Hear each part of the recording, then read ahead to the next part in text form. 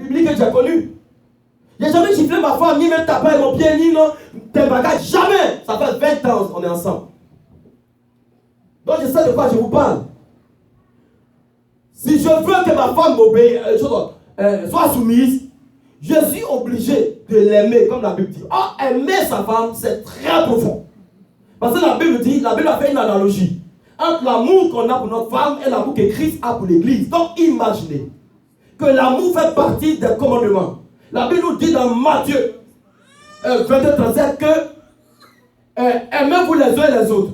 Donc, tu aimeras d'abord le Seigneur de tout ton cœur, de toute ton âme, de toute ta pensée, et tu aimeras ton prochain comme toi-même. Donc, lorsque Dieu a donné à l'homme pour sa femme aimée, ça fait partie des commandements de Dieu. Donc, c'est gravé dans le monde spirituel. Donc, le rôle de l'homme est plus fort que celui de la femme. Donc, l'homme doit bien se tenir dans son foyer, avoir un langage poli, un langage filtré, aimer sa femme, protéger sa femme, marcher en fonction de cela. Quand tu as la connaissance de la parole de Dieu, que l'Esprit de Dieu a investi ton esprit, et que tu marches plus selon la chair, mais tu marches selon l'homme intérieur, ça dit ta femme est obligée d'être soumise parce que la qualité de vie qui est devant elle impose la soumission. Oh, est-ce que tu peux m'encourager? Si tu m'encourages pas, il va me taire. Si tu m'encourages pas, il va me taire. Quand tu m'encourages, je vais plus loin, je creuse avec les Saint-Esprit. Oh, est-ce que tu peux te tenir debout et acclamer le Seigneur ce matin? Oh, Jésus. On s'en fait dans le de Dieu. Donc, on continue. Alors, Dieu donne la domination. Et Dieu continue. Dieu continue dans ses bénédictions. Oh, ça dit, ce Dieu-là, il me fascine chaque jour. Ça dit, chaque jour, je me bonifie dans le Seigneur. Parce que quand je découvre les merveilles de Dieu, je deviens fou. Alléluia. Amen. Il continue dans ses bénédictions. Il ne s'arrête pas à dominer. Mais regardez, je veux que quelqu'un d'autre lise ce qui arrive. Vous qui courez derrière le matériel, vous allez vous repentir aujourd'hui. Quand il s'agit de la nourriture, Dieu dit assujettissez une phrase. Dieu dit faites à une phrase. Mais regardez ce qui concerne la nourriture. Lisons. Lisons. Quelqu'un peut lire, s'il vous plaît. Oui, à partir du verset 29. Lisez, vous allez voir ce qui concerne la nourriture. Tu vas te repentir aujourd'hui, tu cours derrière la nourriture. La nourriture t'est assujettie. Et Dieu dit. Voici, je vous donne. Tout important de la semence. Tout important de la semence. Et qui est à la surface de toute la terre. Et qui est à la surface de toute la terre. Non pas là où tu es, mais toute la terre. Ça dit, tu peux te déplacer si à la Gatineau pour manger. Tu peux te déplacer à la Chine pour manger. Continue. Et tout arbre ayant en lui du fruit d'arbre. Alléluia. Important de la semence. Oh. Ce sera votre nourriture. Ce sera votre nourriture. Et à tout animal de la terre. Et à tout animal de la terre. Et à tout oiseau du ciel. Et à tout oiseau du ciel. Et à tout ce qui se meut sur la terre. Alléluia. Ayant en soi un souffle de vie. Oh Seigneur. Je donne toute herbe verte pour nourriture. Alléluia. Et cela fut ainsi. Voici ce que Dieu dit. Ça dit, Dieu prend en compte tous les aspects de la vie de l'homme. Et il tombe même dans la nourriture. Donc les bénédictions que Dieu a données à l'homme, ça concerne tout l'espace de vie de l'homme. Ça dit, de la connaissance intellectuelle, spirituelle, physique, jusqu'à la nourriture, jusqu'à l'occupation de la terre. Ça dit, les bénédictions environnaient l'homme. Jusqu'à ce qu'ils disent, les herbes mangent, les arbres mangent. Dieu nous a donné la possibilité d'assujettir. Mais toi, dans le frigo, quand ton enfant prend une nourriture, regarde-moi, tu cries. Oh. Dieu dit de tout manger. Mais quand l'enfant prend un croissant, oh, tu vas lui faire dépenser trop. Croissant, c'est combien? Ah! Ton enfant prend un fromage. Mais tu as mangé un fromage tout de suite, non? Toi-même, tu es venu me créer un problème dans ce pays-là. Dieu dit manger tout. Laisse ton enfant manger. Laisse ton enfant manger. Il a faim. Non seulement tu prends son argent et tu ne veux pas qu'il mange. Mais je ne comprends pas cette méchanceté des parents. Tu prends pour payer ton loyer. C'est lui qui t'a dit d'être pauvre. Laissez les enfants manger. Tu peux interdire si par exemple l'enfant prend trop de sucre, l'enfant prend trop de sel, je peux comprendre. Mais quand ça sort de ta pensée, que regarde, je viens d'acheter, tu vas me faire dépenser, c'est pour ça que tu interdis l'enfant et tu veux que l'enfant ait faim. Et que l'enfant ça va s'asseoir dans le fauteuil. Les parents des méchants, la Bible dit n'héritez pas vos enfants. Tu as interdit à ton enfant de prendre le croissant, il est assis dans le fauteuil et il dit oh, envoie-moi ça. Papa, il ne veut pas. Oh, tu es impoli. Bah! Dieu va te demander des comptes. Tu maltraites tes enfants. Tu lui imposes tout. Tu lui dis ne prends pas le croissant. Il est fâché, il a faim. Il s'en prend jus. Ah, tu as pris jus tout à l'heure, non? Même l'eau, il veut prendre. Ah, tu sais que on paye facture. Ici, tu payes quelle facture d'eau? Tu n'es pas en Afrique. Et maintenant, l'enfant s'assoit et tu lui imposes de te servir. Un enfant, c'est un père responsable, c'est une mère responsable. Tu viens te dire des choses, tu lui voles des choses et tu oublies que tu l'as frustré. C'est-à-dire qu'on frustre nos enfants sans nous rendre compte. L'obéissance de nos enfants, ça ne dépend pas des enfants, mais ça dépend de comment nous les éduquons. Un père responsable, regardez, je vais vous dire quelque chose. Chaque année, je fais le bilan de ma famille avec mon épouse. On peut s'asseoir de 22h jusqu'à 2h, 3h du matin, on prend point par point, on fait le bilan. Chaque année, on fait ça. Je te conseille ça. C'est ça qui fait notre équilibre aussi. S'il y a des péchés dans ma vie, j'ai dit. S'il y a des péchés, elle dit. Et puis on prie ensemble, on se fortifie. Chaque année, on fait ça. C'est pourquoi on est équilibré. Dieu est avec nous par sa grâce. Donc, un jour, quand on finit notre bilan, elle et moi, on fait le bilan avec les enfants maintenant. Et on donne la parole à chaque enfant. Je dis, mes enfants ont dit quelque chose. Ma femme, elle a attrapé sa tête. Elle est là, elle m'entend. Ma fille Ariane d'abord dit, papa, tu sais pourquoi quand tu dis quelque chose, on obéit? Je dis non. Elle dit, toi, quand tu dis quelque chose là, tu fais, mais maman, elle ne fait pas. Parce que maman parle dans la bénédiction. Maman dit, ça, pourquoi tu as fait ça? Je vais t'arracher le téléphone pour une semaine. Deuxième jour, mais elle nous remet. Maman, toi, quand tu prends une semaine, ça va rester. Vous jouez les enfants, hein? Alléluia. Donc, ça dit l'obéissance de ton enfant vis-à-vis de toi, ça ne dépend pas de lui, mais ça dépend de ta personnalité dans ton foyer. Quand l'enfant voit ce que tu es, la carrure que tu montres, pas la violence, mais ta sincérité dans l'éducation, ta manière de faire, l'enfant est obligé de te respecter. Mais toi, tu veux t'imposer par la force. Quand j'avais commencé à faire gêner mes enfants, j'ai dit à ma femme que, en ce moment, ma fille avait 13 ans, je crois, 13 ou 14. J'ai dit, elle va jeûner jusqu'à 16 heures. Et puis le petit, il avait 7 ans, il va jeûner jusqu'à 14 heures. Au début, on était sceptiques. On dit, bon, ils n'ont jamais jeûné, est-ce qu'ils pourront? Mais quand on a commencé, premier jour, je vois le petit, ça faisait rire. Il passe, il va boire l'eau, et puis il regarde, il pompe comme ça. Et puis il prend la pompe, et il met là-bas. Bon, est-ce qu'ils pourront faire? Mais je vous dis, ils ont fait premier jour, deuxième jour, troisième. J'ai dit, les enfants, eux-mêmes, ils sont là, ils disent, on n'a qu'à augmenter. Un jour, ils jeûnent chaque 2 samedis. Parce que comme ils vont à l'école, on ne les fait pas jeûner à l'école. Mais chaque 2 samedis, ils jeûnent. Jusqu'à aujourd'hui, ça fait 2 ans. Mais ils veulent maintenant. Un jour, ils m'ont dit, papa, est-ce qu'on ne peut pas jeûner tous les samedis? J'ai dit non. Comme vous partez à l'école, vous n'avez que les samedis, faites ainsi Dieu d'abord. Donc, Ariane, par exemple, elle dit, elle veut aller même jusqu'à 18h. Jacob veut que j'augmente. J'ai dit, non, restez là pour le moment, on va voir ça après. Donc, ça dit, quand le samedi arrive, je n'ai pas besoin de l'aide de vous gêner. Eux-mêmes là, ils prennent leur Bible, ils sont assis. Ils savent qu'ils jeûnent. Ils ne passent même pas dans la cuisine et puis ils ne boivent même pas. Donc, la manière dont tu envoies l'éducation, c'est ça qui impose le respect, l'obéissance. Ce n'est pas ta force.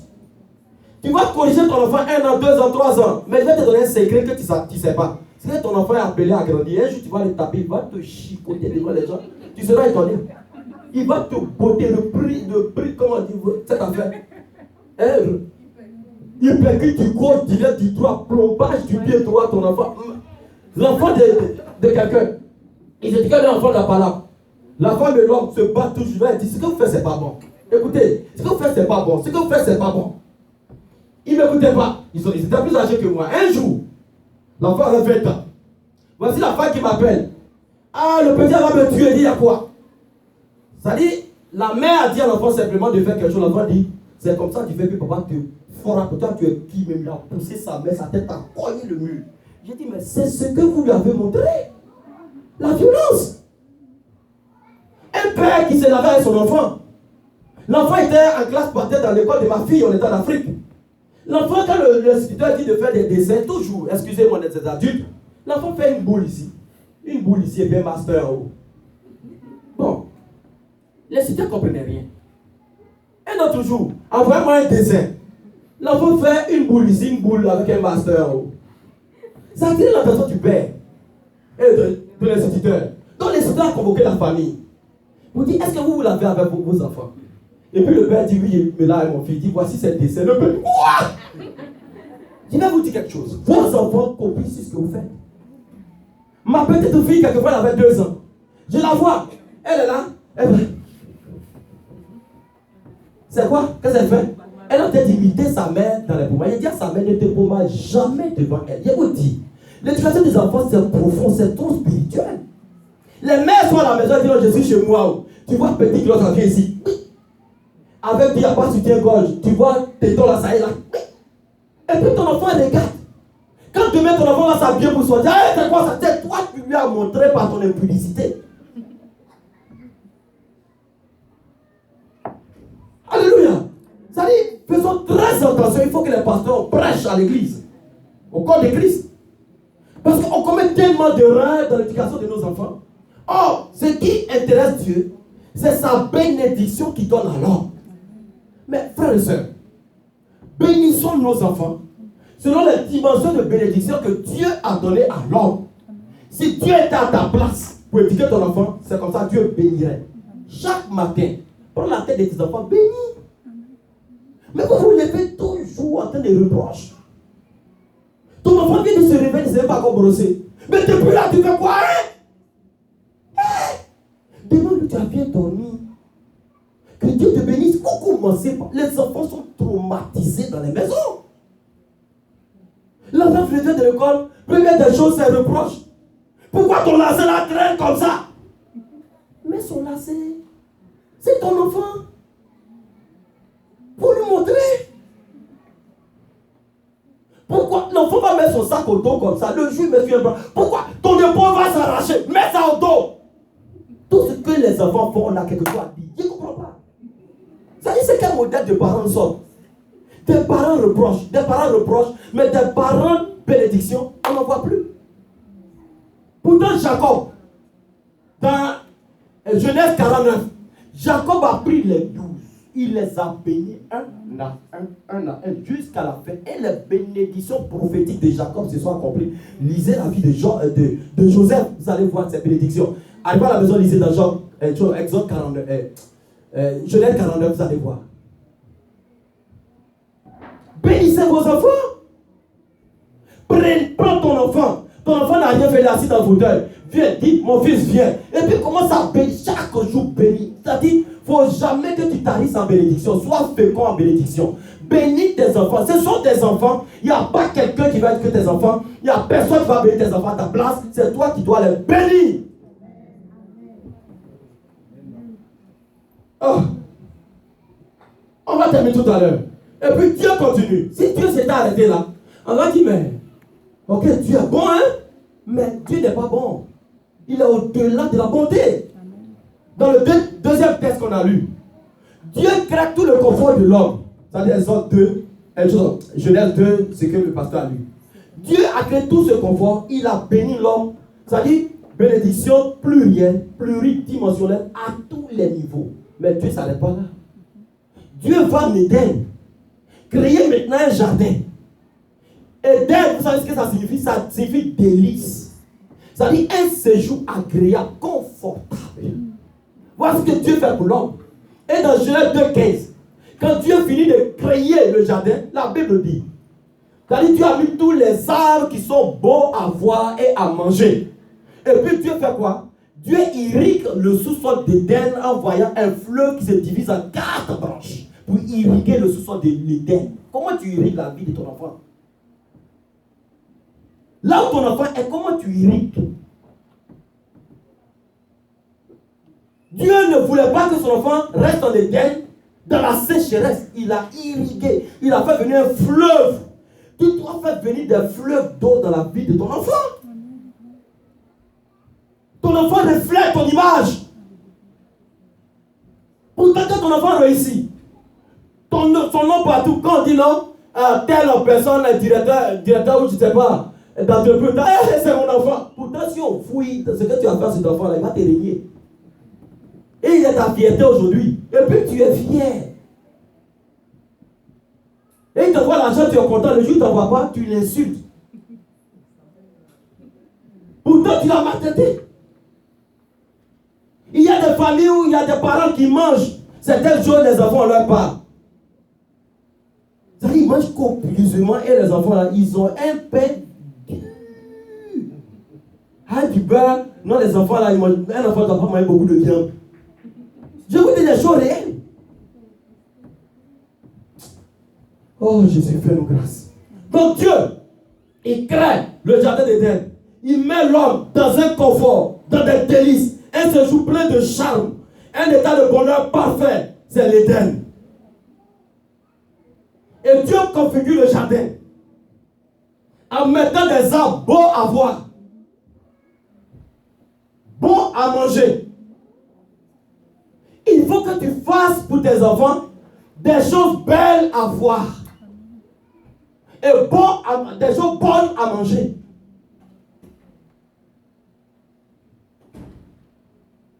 Et il irrigue le sous-sol par un fleuve. Et le fleuve se divise en 4 branches et il y a de l'or partout, des pierres précieuses. Regardez l'environnement idyllique, idéal, parfait de l'homme. Et Dieu, la Bible dit, Dieu prit l'homme. Ce n'est pas l'homme qui est parti. Toi, ton enfant là, tu lui dis souvent, il y a des parents qui disent, ah, tu as maintenant 15 ans. Roule maintenant de ton propre zèle, maintenant tu es mature. Tu as dit, toi, tu es mature maintenant. On dit, Dieu prit l'homme et le plaça. Prends ton enfant, place-le, cherche du travail pour ton enfant. Ton enfant qui est grand, cherche du travail. Ne lui dis pas, va chercher du travail. Aide-le à chercher du travail. Fais sur Internet, assois-toi avec lui. Montre-lui les moteurs de recherche. Qu'est-ce qui se passe? On a l'impression qu'on aime nos enfants, mais on ne les aime pas du tout, pantoute. Donc, Dieu configure, il irrigue le jardin.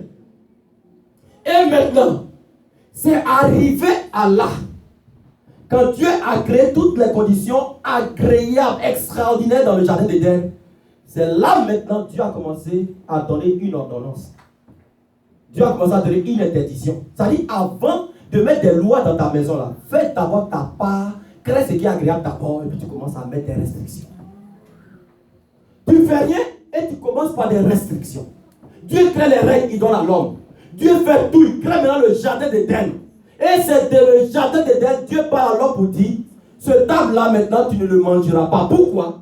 Parce qu'il donne maintenant un conseil profond pour, si vous voulez, pour utiliser son espace avec beaucoup d'intelligence et pour utiliser son espace pour qu'il garde l'image et la ressemblance de Dieu. Donc, avant d'interdire les choses à tes enfants, avant de mettre trop de lois, qu'on ne fait pas ça chez moi ici, on ne fait pas ça, si tu fais pas, si tu fais ça, je ne suis pas comme ça, je ne suis pas comme cela, je ne suis pas ton père, je vais te régner. Avant de mettre toutes ces lois, crée d'abord toutes les conditions, mets ce qui est agréable et puis mets des restrictions.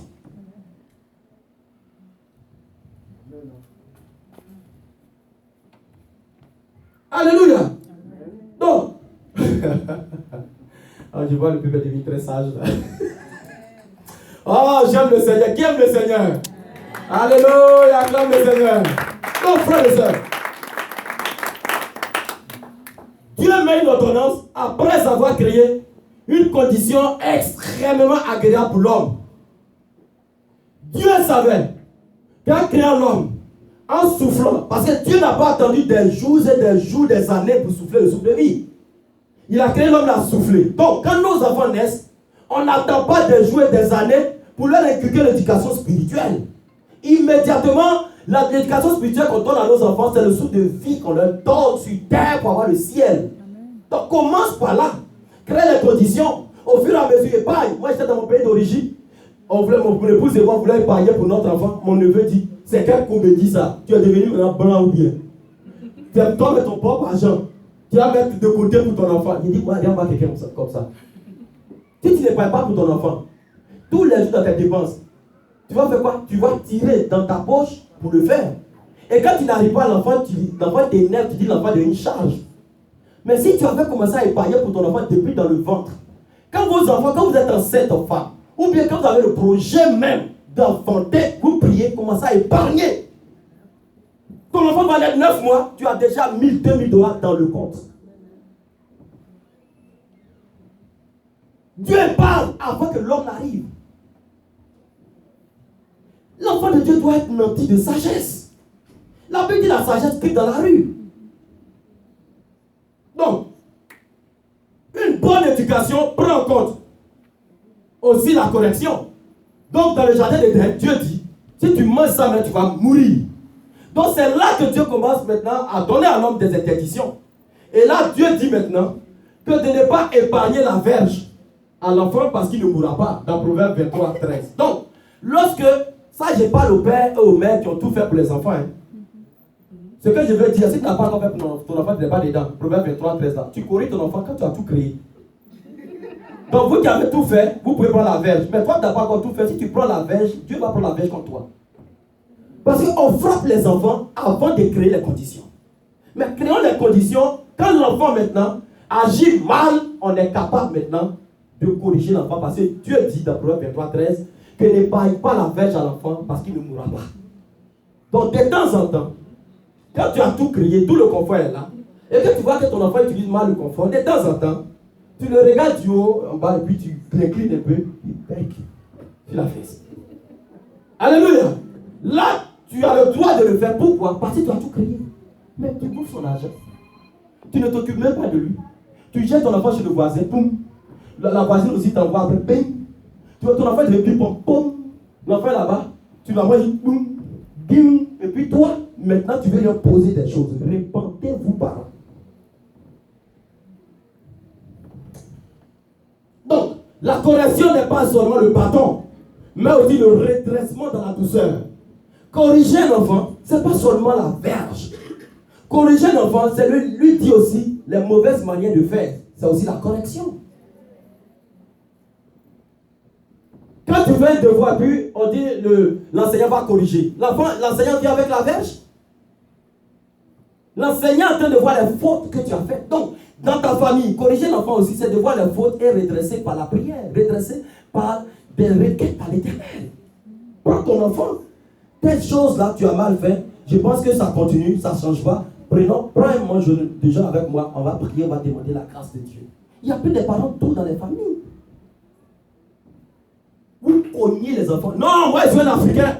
Moi, mon père m'a éduqué en me frappant. Mais toi, tu es né quand? Quand tu naissais, il n'y avait même pas de télévision. Il n'y avait pas Internet. Donc ton éducation caduque, tu veux donner ça à tes enfants, tu brutalises tes enfants jusqu'à la DPG, tu vas t'attraper, tu vas voir. Donc, alléluia. Corriger l'enfant en lui montrant les bonnes manières de faire. La correction et l'instruction sont vraiment très importantes pour le Seigneur. Il dit dans Proverbe 22:6. Lisons Proverbe 22:6. On a presque terminé, on va prier le Seigneur tout à l'heure. Proverbe 22:6. Lisons vite. Alléluia. Proverbe 22:6. Rapidement, s'il vous plaît. Il dit, instruis l'enfant selon la voie qu'il doit suivre. Mais attends, est-ce que l'enfant, quand il naît, ne t'assoit pas? Quand l'enfant naît, est-ce qu'il connaît la voie qu'il doit suivre? Qui doit lui montrer la voie? C'est toi. Oui. Et quand il sera vieux, il ne s'en détournera pas. On commence à enseigner, regardez, vos enfants qui sont petits, là, c'est maintenant. Vous pensez que les enfants ne tiennent pas? Regardez, je vais prendre Abigail à 5 ans. Elle va te raconter l'histoire de David. Elle va te raconter l'histoire des choses de Moïse. Elle va te raconter l'histoire des choses du bon samaritain. Tout ce que je peux l'appeler, elle va vous raconter au moins 10 histoires. Ce qu'on leur enseigne à l'école le dimanche et ce qu'on enseigne aussi à la maison. Vos enfants retiennent. Quand les enfants sont tout petits, vous savez pourquoi les Américains sont les plus forts au monde? Les Américains, quand l'enfant naît, on lui inculque depuis le bas âge que tu es le meilleur. Tu es le meilleur, tu es le meilleur. Donc, quand il est dans l'autobus, il entend, je suis le meilleur. Quand on lui dit, va en Afrique pour une mission, il entend, je suis le meilleur. Quand l'autre président vient dire, yes, we can. L'autre avion dit, non, l'Amérique pour l'Amérique. Donc, ça dit, ils ont centralisé tout dans l'esprit de l'enfant. Donc, quand l'enfant grandit aux États-Unis, il est fort. Mais quand il est faible, il se croit fort. Mais toi, ton enfant, tu rabâches dans son oreille. Tu n'es rien, tu connais rien. Regarde cet homme-là, tu es incapable. Tous tes amis ont eu des bonheurs. Toi, tu n'as pas. Tu es quel modèle de parent? Tu n'encourages pas ton enfant. L'enfant qui est avec une mauvaise note commence à comprendre qu'il y a un problème peut-être spirituel. L'enfant a un problème de compréhension. L'enfant a un problème d'adaptation. Prends en charge les besoins de ton enfant. Éduque ton enfant. Va à l'eau profonde avec. Prends sa main. Priez l'Éternel Dieu. Nourrir ton enfant, le scolariser, le vêtir, le soigner. Tu n'as rien fait sur ton devoir. Dis-toi le faire. Si tu ne le fais pas, tu es en abomination. Donc quand tu rabats dans l'oreille de ton enfant, je te nourris, je te vêtis, je te fais dormir. Si tu ne le fais pas, qui va le faire? Moi, je vois ton enfant dans la rue et puis je le prends, viens, tu vas dormir avec moi. Qui a une fois rencontré un enfant dans la rue, viens, je te nourris, viens, tu vas dormir avec moi, viens, tu vas faire ça. D'abord, ton premier réveil, si tu ramasses un enfant dans la rue, tu donnes ça à SOS ou bien quoi, à DPJ. Donc, qui va nourrir ton enfant qui doit vêtir?